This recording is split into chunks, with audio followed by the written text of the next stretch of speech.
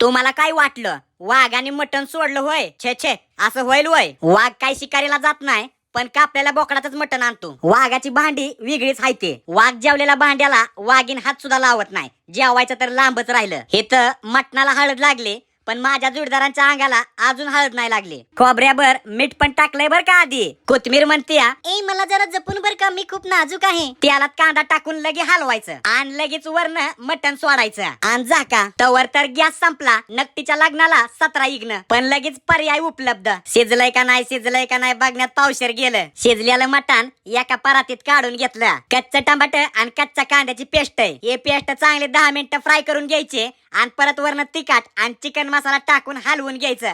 पाणी कमी पडलं तर सूप टाकायचं वरनं थोडं. आणि काय नाही, डायरेक्ट मटण सोडा बघूल्यात. असं परातीत काढा आणि एक फुरका मारा. व्हिडिओला लाईक केलं की मटणाची पार्टी आहे बघा.